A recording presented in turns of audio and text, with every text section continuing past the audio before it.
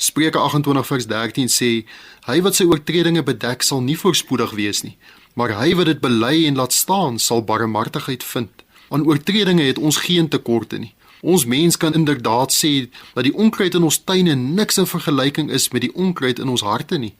Beide is maar die gevolg van die sondeval.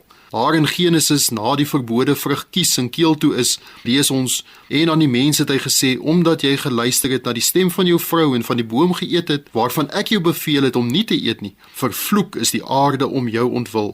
Met moeite sal jy daarin eet, al die dae van jou lewe.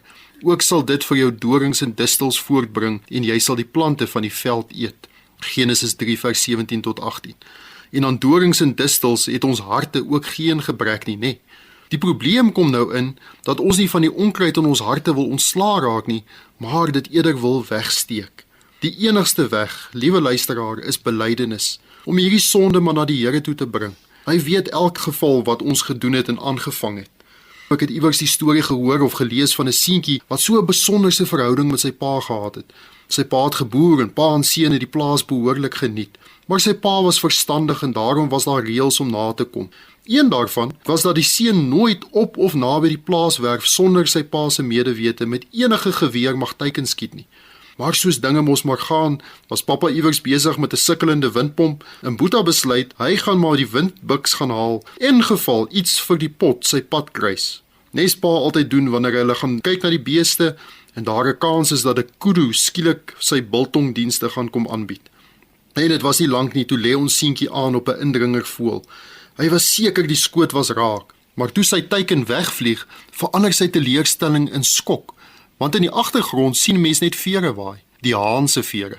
Hy hardloop toe so vinnig as wat sy beentjies om kan dra na die skuur, hy kry 'n graaf en hy grou 'n gat, en toe die haan vere en al begrawe was, kyk hy benoud rond of iemand gesien het, en hy gaan berg die graaf.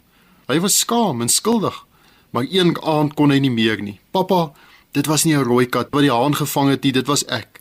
Dit was ek wat hom per ongeluk geskiet het, bieg hy toe. Ek is so jammer, pappa, sê hy snikkend. Sy pappa antwoord hom, ek weet my seun. Pappa was op pad terug werf toe ek 'n papwiel kry. Ek stap toe terug huis toe, daarom het jy my nie gehoor nie.